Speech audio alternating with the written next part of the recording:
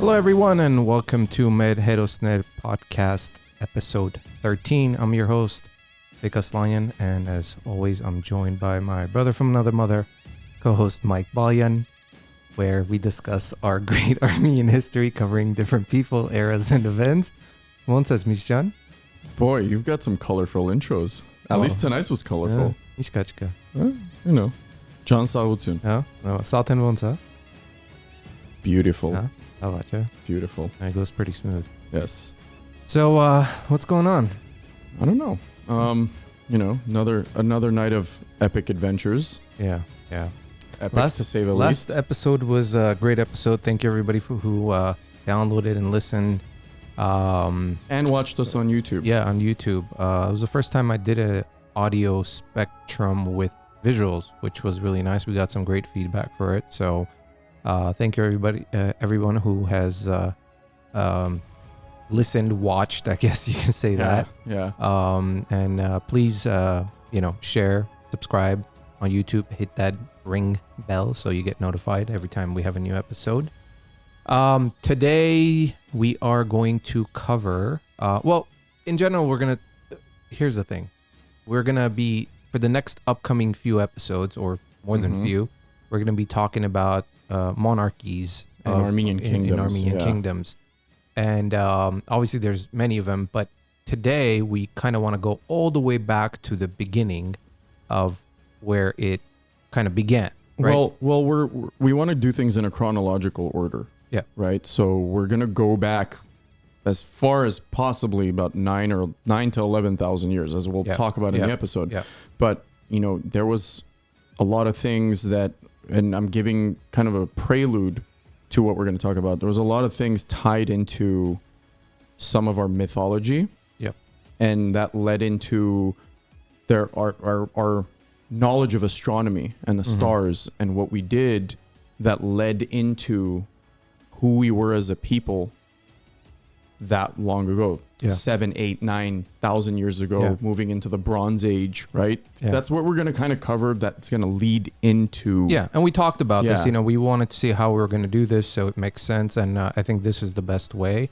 And so this episode, we're going to call it Land of Ararat, because that's where it all began, as far as one of the first kingdoms. The people of Ar. Yeah. So if we're going to be talking about Land of Ararat, when we go all the way back, we got to talk about one of the greatest heroic epics of the Armenian people in the great cosmic epic of Hayk. Hayk Nahapet. Hayk Nahapet. A lot of Armenians know about Hayk, and of course, obviously it's a symbol. It's something that's so important in our history. He was the forefather and establisher of the first Armenian kingdom of Armenia in the 3rd millennium BC. The epic was written down by Moses Khorenatsi, who was the father of Armenian history. If you guys don't know much about Moses Khorenatsi, please go research, find out, and read his writings. Very interesting character. Yeah, very interesting character. The story tells us of Orion, the leader of the nation of Armens, or Armons, or Armins, different ways of pronouncing it, of the original Indo-European homeland, where the solar cult of Orion originated and spread throughout the world. The warrior king organizes the Armens against the invading forces of the tyrant Bel, or Baal, of Babylon, attacking from the south, from the Mesopotamian into the highlands of Ararat. According to the Great Armenian Calendar records, August 11th, 2492 BC, is the day of this cosmic battle between the freedom-loving Ar-men, and by the way, it's written R-man, and the invading forces of Bel. Bel tells Hayk to return to Babylon and unite as one force of the Armenic settlers. Hayk refuses the big brother, telling Bel to instead return to Paradise, or Partes, which is actually Garden of Eden, that's how it's kind of translated, in peace and love, not in arms. Again, we're dealing with some brotherly issues here. When we're doing the research, I know we were going to talk about this. we got to really do a special episode and go back and look at what is this brother and brother thing. I remember texting you and telling you, I'm like, dude, we're dealing with brothers again. Yeah. Like brothers at war. What's going on funny. here? You have a younger brother. Yes, I have an older brother. We don't have that. No, but I mean, there's always some kind of little competition here. But and at the same time, we're not in charge of taking over kingdoms. There you go. You know what I mean? Yeah. It's a power struggle. Of course. So moving on. The decisive battle that takes place near the shores of Lake Van, and Hayk fires a triple-headed broad arrow from his longbow directly into the chest of Bel of Babylon. Ouch. Yeah. Not one, but triple. Triple. Yeah. The arrow splits the breastplate of Bel, who is mortally wounded. Hayk established his settlement after that incident, which was known as Haykashen, which becomes the nucleus of the Armenian kingdom centered around Van Vaspurakan. Hayk places his sons in charge of strategically important areas of Armenia to guard and prevent any further hostilities from foreign incursions into the land of Ararat. Yeah. So, I mean, he puts his sons. Hopefully the sons don't end up... Well, you know, he won. Yeah, I know. Bottom line is he won, so he gets to do what he likes. Hayk, thought of by some scholars to be a mythical Indo-European folk hero, is most probably one of the early leaders who was an Armenic king and was later deified as the supreme embodiment of the virtuous character of the hero king. Haldi, connected with the name Chaldean, was most probably another name for Hayk, who was known as the god of war, victory. We've discussed Haldi before. Yeah. In the exoteric pantheon of gods of Ararat. Haldi was the supreme deity in the holy triad of the primary gods in the sacred pantheon of Ararat, the other two being Shivini, the sun god, and Teshub, the god of lightning. All three male gods had their three female counterparts, of course, goddesses of beauty, fertility, and providence, in the second millennium BC. Yeah. We covered some of this in episode 2, I think. Right? And again, we're just kind of skimming through this tonight. Yeah. And I'd love to maybe get into this further with just our mythology and the stories tied to it, because I know there's a lot, tied to. They have their own world. Stories. Of course. Now, thousands of years later, in the 1st century AD, one Armenian leader known as Ottoman or Arman to the Romans and Hermann in German, basically, to the Indo-European Cherusci, would lead a contingent of 30,000 horsemen and Bavaria against the Romans at the Battle of Teutoburg Forest.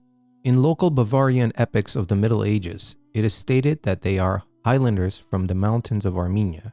It was recorded that they were called Armen or Armon by the Bavarian people.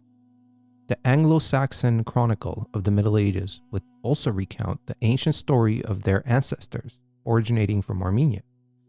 That's something that, I've heard about, like as far as, Germans having some kind of a connection to Armenian as far as the mountains.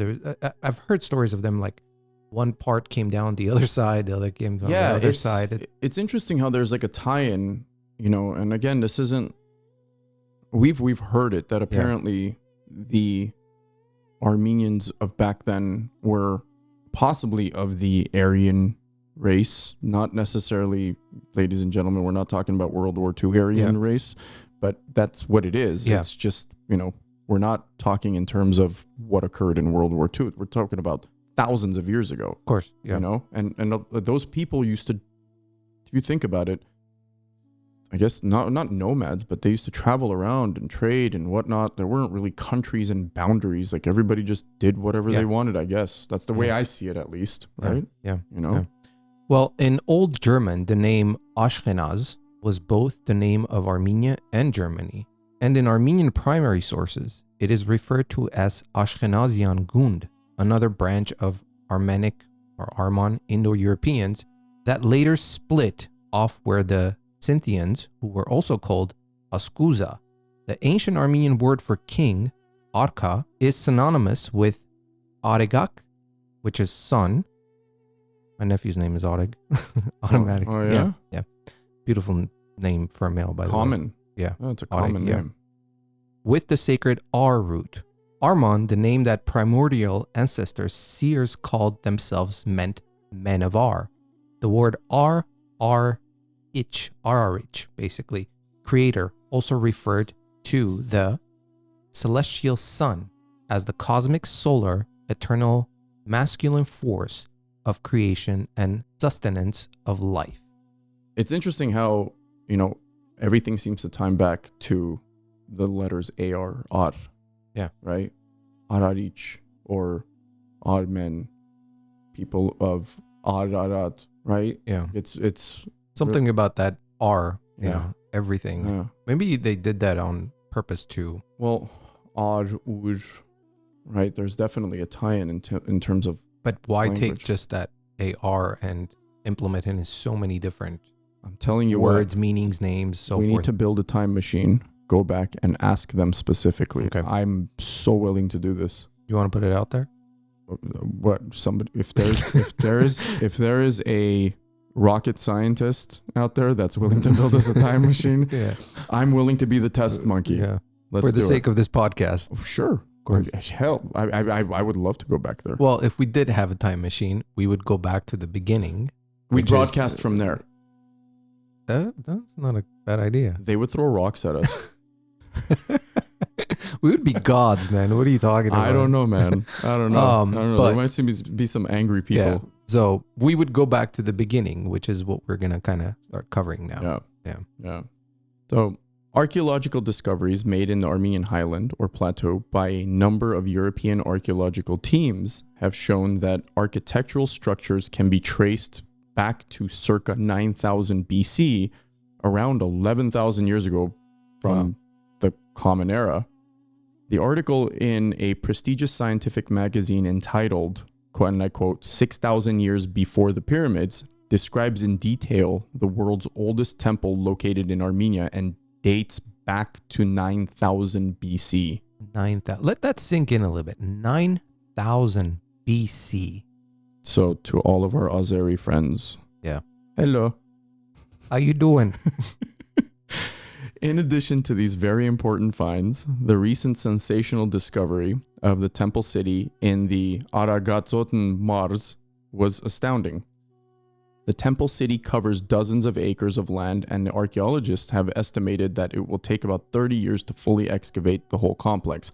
I've looked at some of the photos. I don't know if you decided to check it out. No, I was busy sipping tea. They've barely, it looks like they've done a lot of work, but I looked at it. they still need a lot of digging, but still it's kind of fascinating to look at whatever they've uncovered. It may contain one of the earliest, if not the earliest, metal smelting foundries of the ancient world. By the way, how was that tea? Forgot to ask. Earl Grey. In November 2003, Nature published an article by scholars Dr. Russell D. Gray and Dr. Quentin Atkinson. This was published in November 27, 2003, verifying the origin of the Indo-European language. 13 years earlier, Vyacheslav Ivanov and Thomas, I'm going to butcher his last name, Gamkerlidze, sounds like a Georgian last name, detailed work established that the origins of the Indo-European language's homeland is in fact Armenia. Yeah. And Vahan keeps, when we're talking Yes. about the linguistics and everything, and Mhm. and I know, a lot of people argue about that, but he's onto something, everything that he talks Absolutely. about, like it, and when you talk about Basque and, the origins of just language itself and everything, it really does, it seems like from everything I've read and researched and speaking to Vahan, it all starts from there. It all starts from there. It was literally the crate. Almost sounds like, look, we've all been taught, and we talked about this before, so I don't want to sound redundant, but in history books, when you go into school that first month or whatever the case is, first couple of weeks, the cradle of civilization, Mesopotamia. Yeah. Well, we were right there. Yeah. Mesopotamia was literally like you could throw a stone from the Armenian highland and you're in Mesopotamia. Yeah. So if you really think about it, we were literally a part of the quote unquote cradle of civilization. Yeah. Right? Of course. Well, that's gonna kind of, and I want to do a quick cover of the land of Ararat, which was known the land of the gods, which it's. I'm gonna read something that kind of talks about how Ararat was looked at. I guess you can say. Yeah. I mean, it dates back to, and again, I'm not trying to touch on anything, but it dates back to biblical times, and that we had, like we talked about earlier, we had deities, right? And a lot of these people, for whatever reason, kind of believed in more or less the same things, maybe called them something different. Yeah. Right. And so this part of the world, this cradle of civilization, believes more or less in like the same things, maybe. Yeah. Well, Ararat or Arata, the land of the mountains, where the gods live, the great epic of Gilgamesh, the land where the Garden of Eden, the Tree of Life, and the Tree of Wisdom is located, the twin peaks of Mashu, the symbol of the holy cosmic mountain. When many of us hear this name, we picture the birth and rebirth of humanity and human civilization in the sacred highlands of Armenia. So again, this kind of talks about that the land of the mountains and the gods. Yeah. Right? If that's not a signal, I don't know what is. Well, besides the fact that, this was the land of the gods, lands of the mountains, the people that occupied this area, right, based on the research that we've been doing, were big on astronomy. It looks like the stars, with the movement of the stars, and I'm sure it had to do with navigation, as we've always learned throughout history and whatever the case is, right? As we're about to talk about, ladies and gentlemen, Metsamor, which, is one of the earliest observatories on record. We'll get into detail about that right now. Obviously, when you deal with gods and deities and things like that, you're not just dealing with some fictional character. You're dealing with the stars. You remember like a lot of the astrological, maps and things like that. They look like, Sagittarius and blah, and Capricorn and whatnot, right? They were drawing images or using stars to connect the dots, so to speak, right?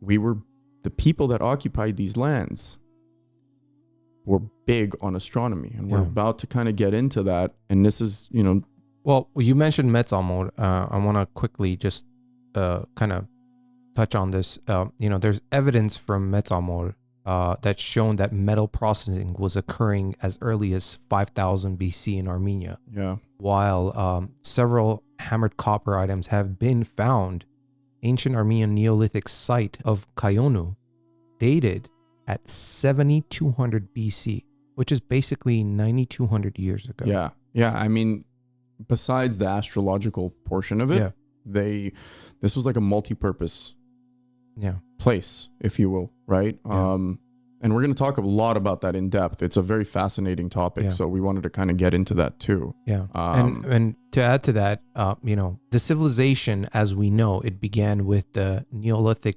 Revolution itself in Armenian Highland, when the hunters and gatherers began to settle down, like harvest wheat, domesticate animals, and form communities that basically turned into towns and cities eventually. Yeah.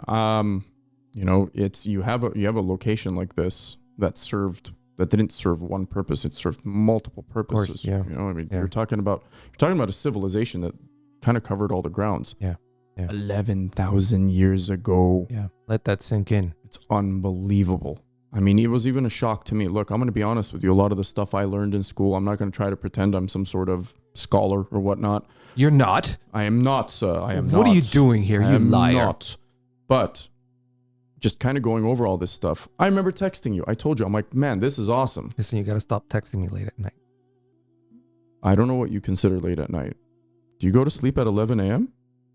No. That's when I text you. 8:30, I'm in bed. Anyway. After I sip on my tea. So let's talk about the individuals and the people that built these things. Yeah. We're going to talk about the Shinars. Yes. All right. The Sumerians that were of Armenic and Armenid extraction had established one of the first centers of civilization in the lower part of Mesopotamia, Cradle of Civilization. Of course. A number of Sumerian inscriptions dating from somewhere between 2750 and 2500 BC have been preserved. In these inscriptions, the Armenic Sumerians praised the land of Arata or Ararat. An American team excavating on the slopes of Mount Ararat found the Proto-Sumerian writing system used by Armenians dating back to the 4th millennium BC. Yeah. That's 6,000 years ago. Yep. On this site, they found royal tombs. In these royal tombs, they found gold, silver, bronze, jewelry, and other adornments next to the bodies, which were in a fetal position in a large stone sarcophagus or casket. Included in these vaults were the skeletal remains of horses, cattle, domesticated dogs, and humans, of course, presumed to be servants or slaves to the deceased. It sounds very Egyptian. Yeah. From what we've learned in our mainstream narrative. Wasn't this before? This was before, and So, we'll get to that. I think we do mention that in some of this. The sacrifice of slaves and animals was a common feature of burial rituals during the Bronze and Iron Age. Yeah. Now, they found rare amethyst bowls and ornamented wooden caskets with inlaid covers, glazed ceramic perfume bottles, and ornaments of gold, silver, and semi-precious stones were found at Metamor. The site was one of the crucial epicenters of travel routes spanning at the Ararat Plain and linking Asia Minor with the North Caucasus and Central Asia.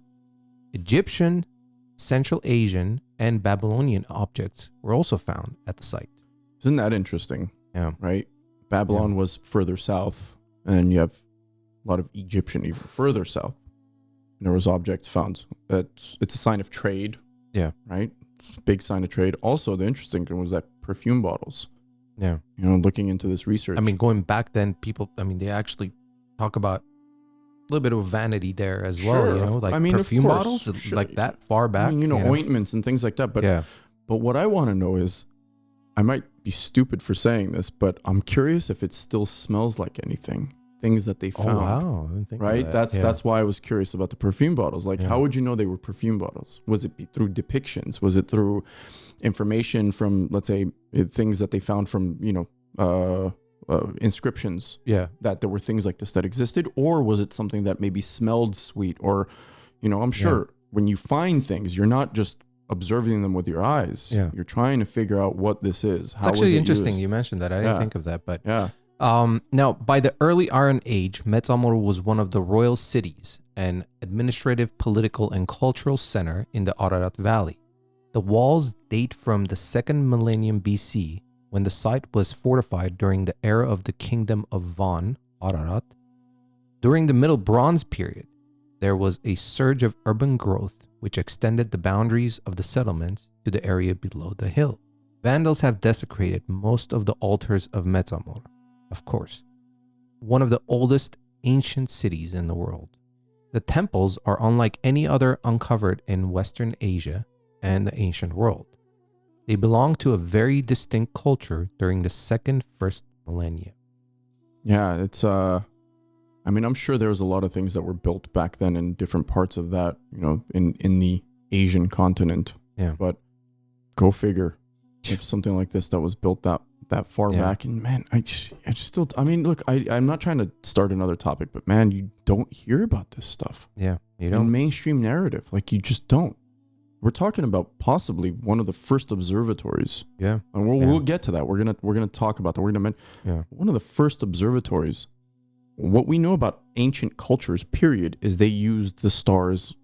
All they did was stargaze and figure out maps. It was also, obviously, when you look at humanity back then, it was always that wonder of looking up and, what's out there, the gods and so forth. And they tied everything into the gods, and the gods might have had to tie into something of celestially. Yeah. Within the altar spaces, there were numerous bowls set into the floor and a complex series of clay holders. The holders probably held rare oils mixed with myrrh and frankincense, purified wine, wheat, and fruit. There it is again. Yeah. Some sort of incense or some sort of something. Vahan talked about this in the first episode. Yeah, about I remember this. Everything. I remember this. Very interesting. The astronomical observatory predates all other known observatories in the ancient world, like we were just mentioning. Yeah. Until the discovery of Metamor, it had been widely accepted that the Babylonians were the first astronomers. the observatory at Metzamot predates the Babylonian kingdom by 2,000 years. This is a fact. Yeah. And contains the first recorded example of dividing the year into 12 sections, aka 12 months. You know, this is where, you know, you look at history, like you said, like I feel like sometimes history is written, you know, like whoever wanted By the victors. Yeah. Yeah. But there you go. You know, you're talking about where you're comparing Babylonian astronomy versus Metzamot, which was 2,000 years. I mean, how many? Yeah, it predates it. Yeah. You know, so again, going back to the whole mainstream narrative. Yeah. It's like, and what's in history books. Yeah. You know, and that's it.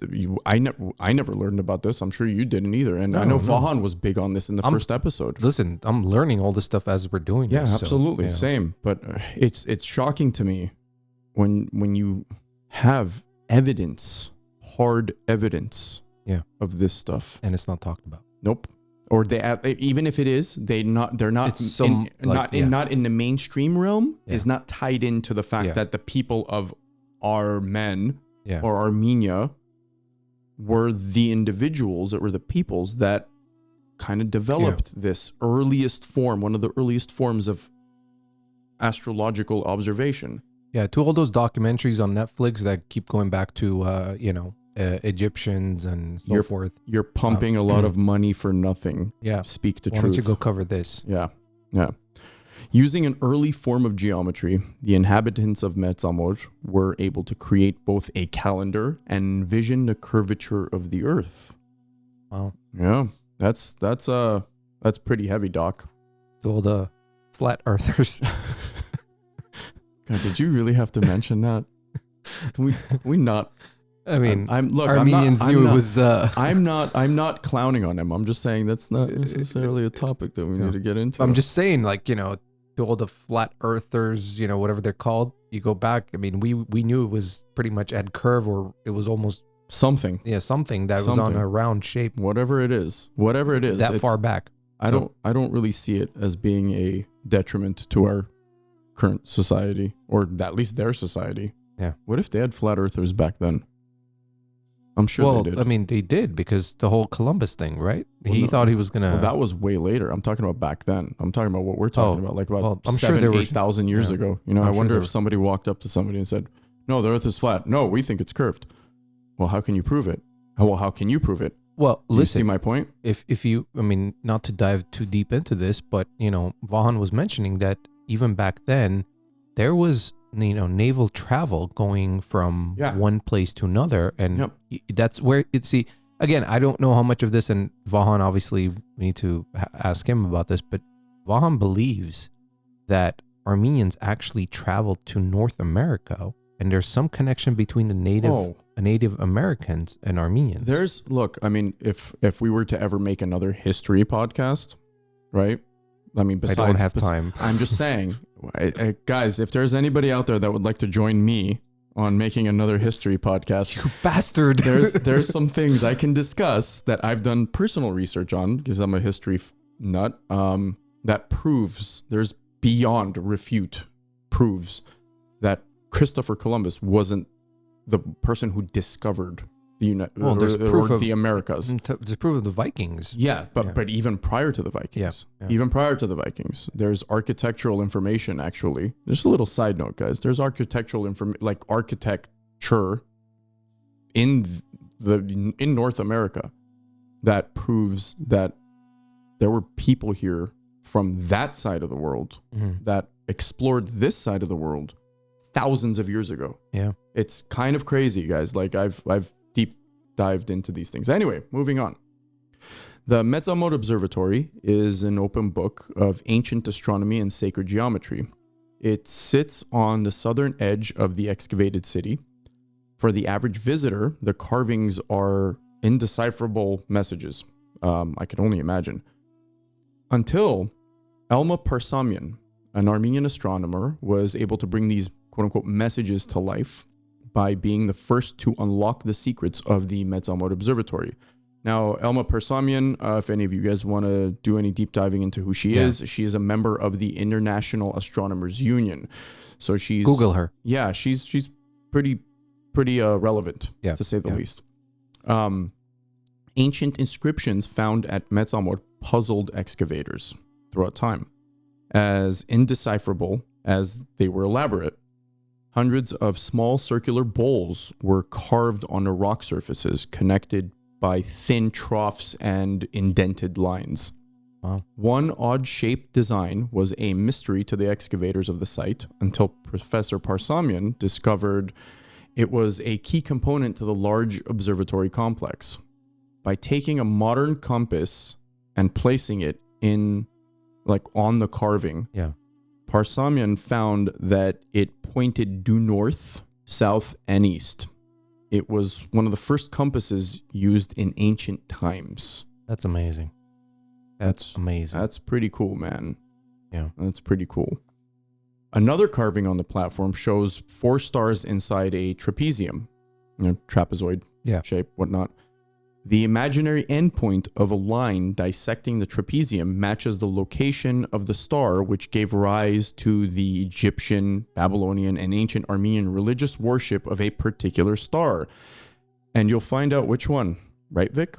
That's right, Mike. Well, if you chart a star over several years and you repeat an experiment as the Metz-Amorians did almost 5,000 years ago, you're repeating an experiment Galileo did in 1610. That's crazy. That's crazy. Insane. Yeah. By using the trapezium carving and a 5,000-year stellar calendar, Parsamian discovered that the primary star, which matched the coordinates of its endpoint, was the star Sirius, the brightest star in our galaxy. Dun, dun, dun, dun. Yeah. Now, Parsamian explains, and I quote, Sirius is most probable the star worshipped by the ancient inhabitants of Metz-Amor. Between 2800 to 2600 BCE, Sirius could have been observed from Metz-Amor in the rising rays of the sun.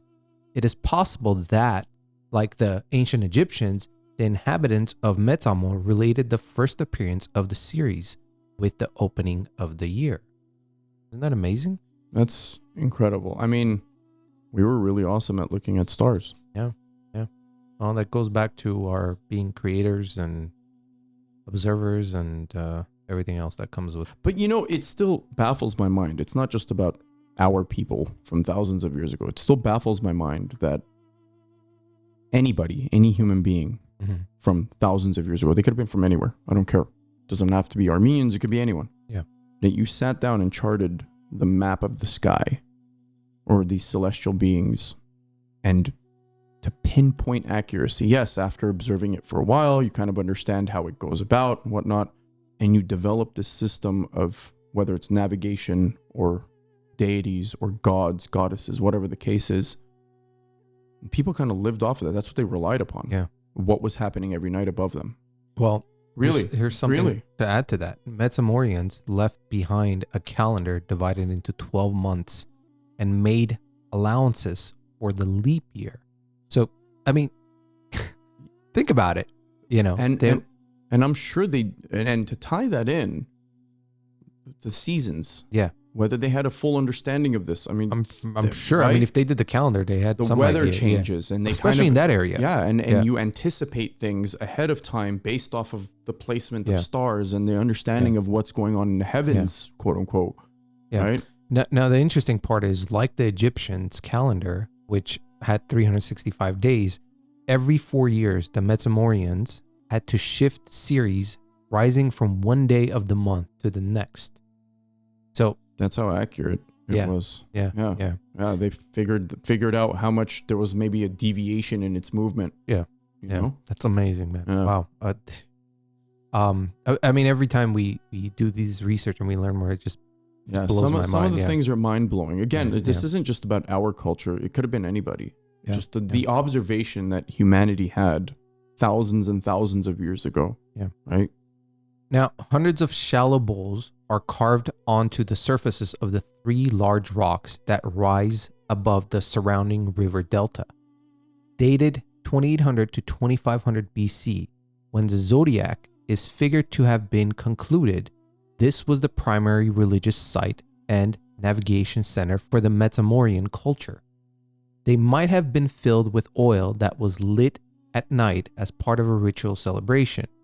If so, they would have looked very much like a bowl of the universe, basically, on Earth. Some sort of symbolic type of thing. Yeah, or they may have been used to smelt and forge metal for maybe different sort of rituals. Yeah, they I mean, had, anything could have been the situation with this, but if they were that ritually or if they were that spiritually in tune, I'm sure we're talking about, what you mentioned first would likely be the case. But again, I'm not an archaeologist, so I wouldn't know.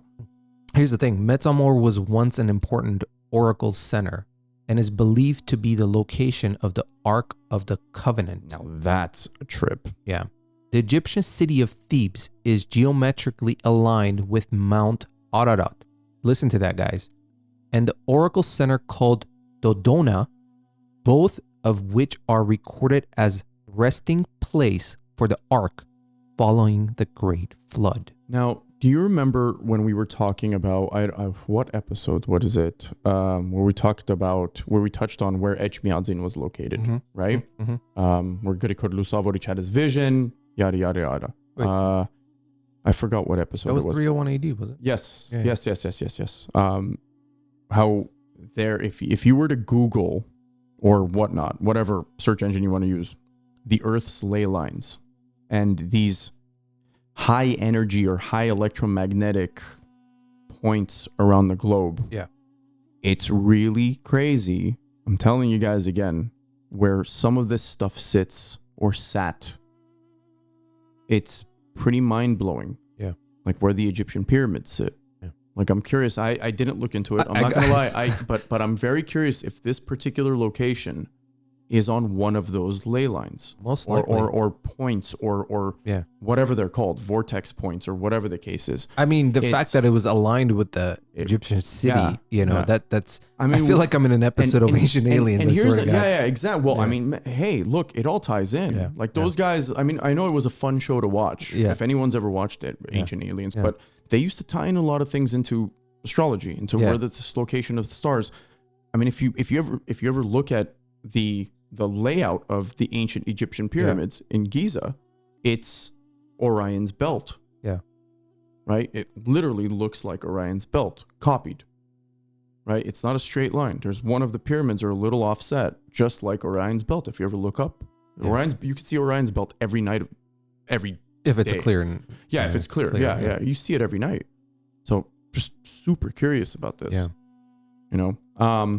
Excavations have shown various instances of occupancy dating as far back as the Neolithic period, 7,000 to 5,000 BC. Most outstanding features of the site were constructed during the early, middle, and late Bronze Ages, which dates about 5,000 to 2,000 BC. Yeah. The excavation has uncovered a large metal industry, including a foundry with two kinds of blast furnaces, brick and in-ground. Metal processing at Metamor was among the most sophisticated of its kind at the time. The foundry extracted and processed high-grade gold, copper, several types of bronze, manganese, zinc, strychnine, mercury, and iron. God, these guys were playing with everything. I mean, in order to be able to play with all these type of metals, or should I say precious metals, there's also a little bit of chemistry behind that. Well, of course, absolutely. I mean,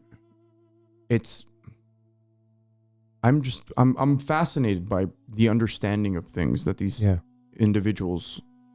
Again, this isn't just pointing to our people or our heritage or our lineage, but just anybody in the ancient world having some sort of understanding of how this stuff worked. But no. Well, here's the thing. It's our culture. We're the ones who started this. Yeah. You're talking about way before anybody was doing this. Sure, but I'm speaking more in general terms. Like any individual, it could have been anybody. Just think about that. You're just like, well, we're proud that it was our ancestors. Absolutely, we are. Yeah. Now, here's some more interesting stuff as far as who may have been involved in this trade or whatnot. Metamor's processed metals were appreciated by all nearby cultures and found its way to Egypt, Central Asia, and China. The complex for smelting furnaces and molds dates back to the mid-bronze to early Iron Age, which was 3000 BC to 2000 BC. Several huge underground caves were uncovered that were thought to have been storehouses for base metal, as well as granaries for winter months. Like the pharaohs buried in the Valley of Kings, rulers tried to thwart grave robbers by hiding the locations of royal tombs. Fortunately, the grave robbers were not as lucky as those in Egypt. According to our research, we found that a lot of the stuff was still left intact for archaeologists. I still baffle at the fact that Egypt was so easy for people to go in and rob those tombs, right? Like, it still baffles me considering the intricacy of what we know of what was underground too in Giza. Well, for me personally, I still have a issue with just humans in general, why they would, rob those graves. And I get it that there was gold and this and that, but, I don't know. I mean, I have an issue with that. You look, from our understanding of history, these were futile people. You had people who were way up here, and you had people that were way down here. These slaves, like, not necessarily just that. I mean, it's also a lot of hatred towards different cultures against each other, and we see that happening against us. But so. There are a lot of these people that might have robbed graves, might have had some insider information, if you will. They knew where the locations were. They might have even worked on it. They might have helped put it together, right? Yeah. It's the only thing logically I could think of. Yeah. Some of the things mentioned in the Epic of Gilgamesh say the Sumerians recount the land of their ancestors, the Aratans, in the highlands of Armenia. As we mentioned earlier, there was a tie-in. Mm-hmm. Most scholars agree that Arata was the first Indo-European state that existed in the first half of the 3rd millennium BC. Archaeology has revealed that in Metsamor, between 2800 to 2600 BC, astronomers, scientists, high priests observed the rising of Sirius and worshipped it, as you were talking about earlier. It's interesting, though. Is it because they saw that was the brightest star in the sky and might have hailed it as some sort of, and this is like just a guiding star, something like a guiding light or some sort of, like, you know what I mean? Like, because it's the one star that you see almost on a nightly basis, if it's clear, like you said. It's bright. If anybody is used to stargazing, sometimes I do it, and you see that is the star that still is above us. Well, I guess they figured out that if they use that, it almost like think of it like this as being a point where you draw a line from there to so many different underpoints like that. That's like starting point. Yeah, like what they found in the inscriptions. That's your anchor in a way, Yeah. So it's interesting, man. I'd love to dive deep into the whole, astrology of how this worked. From back then. I mean, not necessarily like current now. modern I'm talking day about astrology with No, I'm talking about how read your daily horoscope. Yeah. No, we talk about like what they were thinking, how they figured this stuff out, what their thought process was, right? Like, how they figured it out and everything. It's always been fascinating to me. Always. Yeah.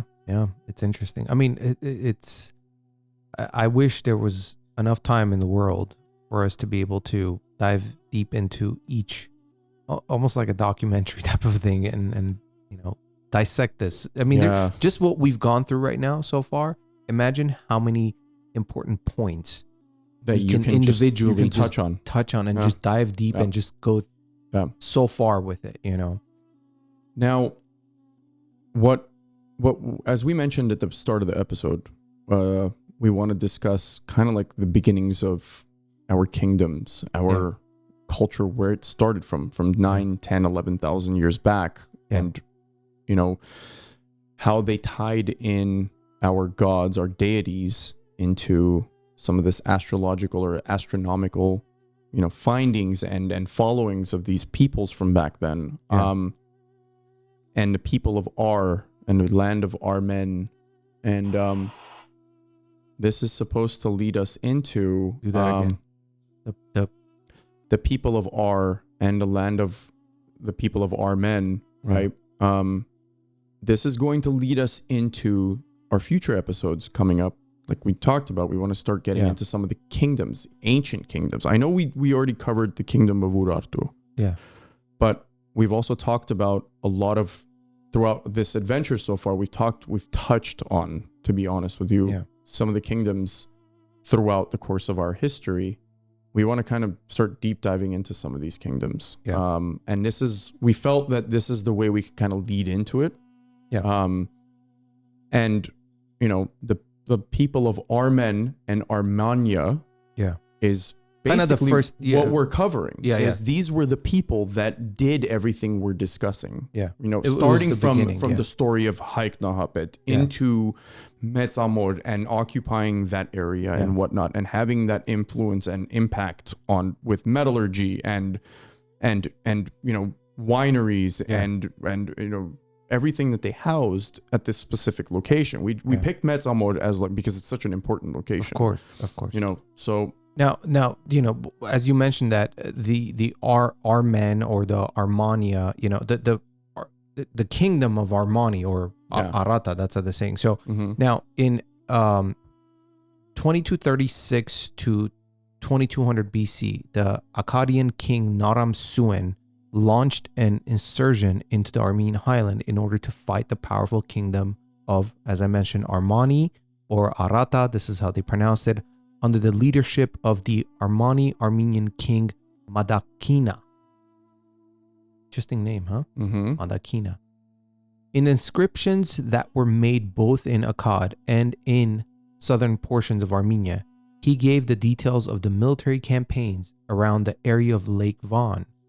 Later, a portion of the warrior highlanders of Arata would descend onto lower Mesopotamia and secure their own rule over the Near East. Everything seems to be located around Lake Van. Yeah. And the An important, right? Like everything seems to, I mean, we talk about the Cradle of Civilization. Yeah. Right? It's a broad area. We're talking about Mesopotamia, the land between the two rivers, right? The Tigris and the Euphrates. But now you move a little bit north, and now you've got Van, Vaspurakan region, and you're just like... And it's funny how from there, if you think about every kingdom, it has always been around Van. At least in this area, to known history, it looks like everything may have spawned from there. Yeah. Right? Interesting. According to some of the things that we read, and you're tying it into other types of narratives and things of this nature, and you could get lost in this stuff. Now, the word Armani, not Armani as far as the, you know. I knew this was going to come up. Even though, didn't they prove he's Armenian?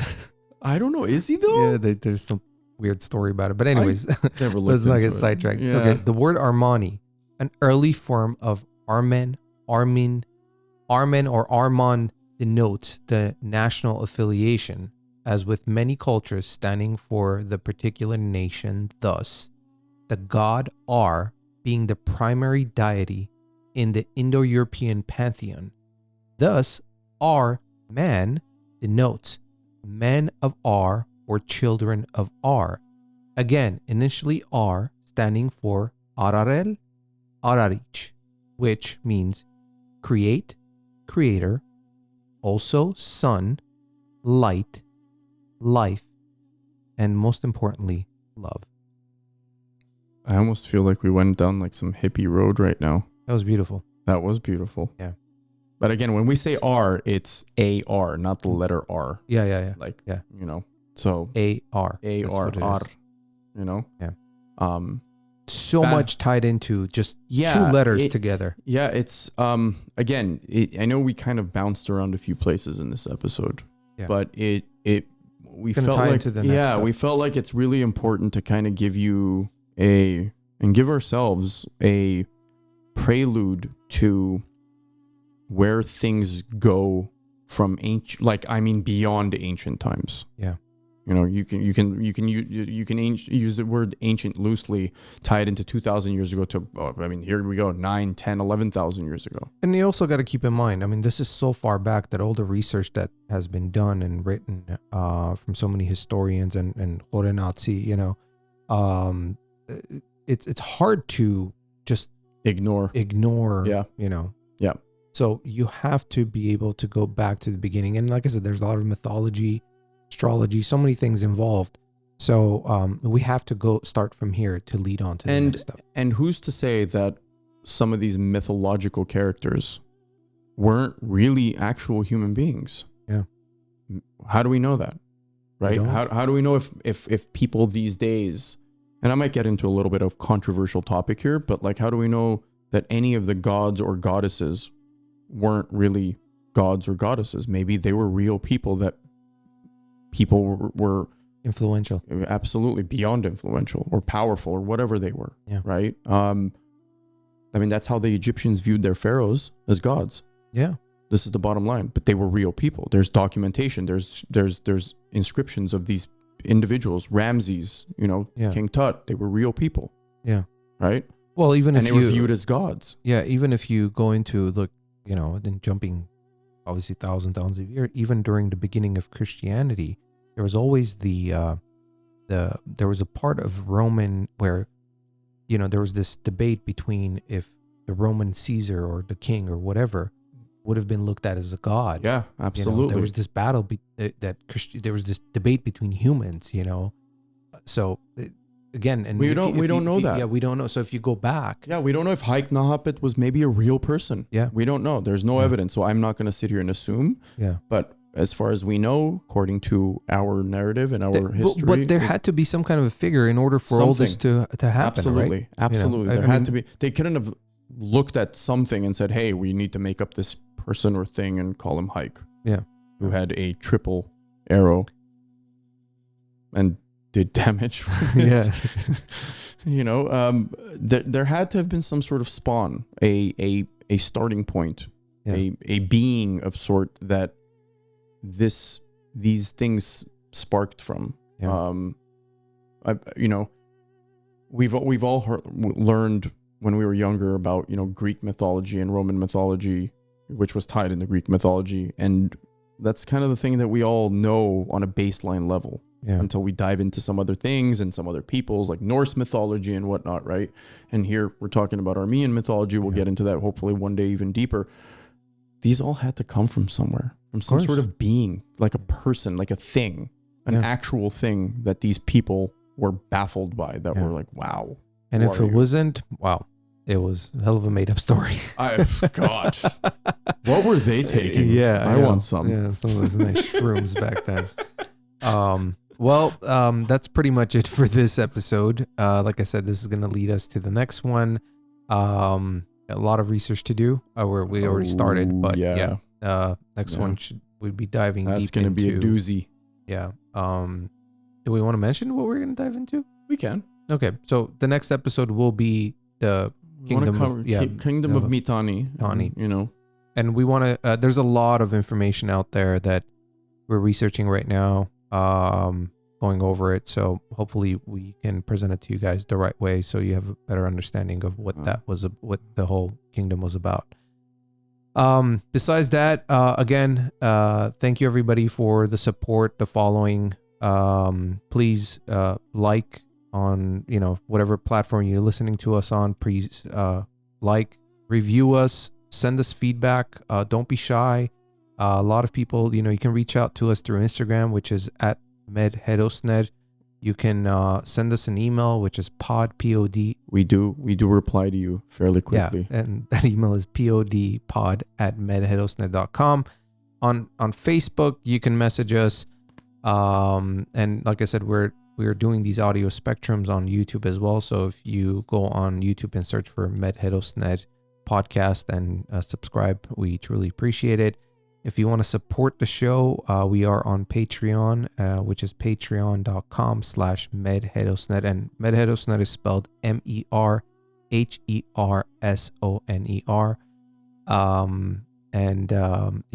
Go ahead and help us out, Tell your friends, sit around a fire, pour a couple glasses of cognac. Yeah. And put us on. As we do. And then have a discussion. We don't have a fire, but we have a discussion. As we do, we always have a glass of cognac while we do this, and we usually drink Armenian cognac, which is Ararat, or now Sate. I must say again, this is not a paid advertisement. Yeah. By the way, going back to the last episode, I'm still putting it out there about the whole 3D art the virtual walkthrough and Oh, stuff. the city of Ani. The city of Ani. Ooh. Not just Ani. I want all of them. Oh, So so are we again, just going to yeah. virtually recreate ancient Armenia? Why not? Yes. Yes. So anybody out there, again, we want to put a team together with, including with Mike, to create this virtual walkthrough with VR possibly. That's going to be a lengthy project, Yeah, by the way. I That's don't not care. something that I don't comes out care. overnight. If you are a 3D artist in animation, the gaming world and everything, reach out to us. We want to put a team together. We will find the right people, right investors, and make this happen. So please, if you're listening and you are in that industry, connect with us. What else? Do we want to mention anything about the sculptures? Vartan, we saw the final version of it. Yes, finally. We saw the final version of it, ladies and gentlemen. I know those of you who have ordered are impatiently waiting. Again, we've mentioned in past episodes that we've had some issues with products coming in Late. That's materials. That's all it is. Yeah, it's the materials. It's not anything to do on our end. We finally got a great update. We are hopefully expecting to have these shipped out possibly as soon as next week. I'm hoping. Hopefully. If Let's not make any promises. Yeah, the next couple weeks yeah. they will be shipping out to those who have ordered. Yeah, just to let you guys the know. pre-orders. Thank you for being patient. I thank you 1,000 times. Yeah, and to all the people who have recently pre-ordered, please understand we have to go all the way back to end of June, beginning of May, to take care of those orders, and then we'll eventually catch up. But our goal is to do that really fast. And to those individuals who have ordered from outside of the United States, I hope you know that we do have some shipping issues. Here, especially in the LA harbor. Yeah. So we've had some impacts in terms of getting materials from that. Yeah. I'm not happy about it, and I know you're not either, but unfortunately this is the cards that we've been dealt. Yeah. It's very it's very frustrating times, but we're dealing with it, and again, we appreciate all the support. We have some new lines we're going to come up with, possibly some amazing jewelry 2022 is going to be fun. Yeah, some jewelry lines that we're working on. More sculptures. We're working on the fourth one, which I think is going to blow everybody away. Yeah, that a lot is coming. So again, do we want to tell them what the fourth sculpture is going to be? No, not yet. Come on, I got all excited. Not yet. But sad face. So. Anyways, so that is pretty much the show. Again, thank you everyone for listening. Anything else you want to mention, Mike? No, you're not letting me talk about the sculpture anymore, so I'm done. I'm done with this. You want to mute your mic? Anyways, so everyone, again, thank you for listening. We appreciate the support. Please, respect one another, love one another, and till the next episode, take care.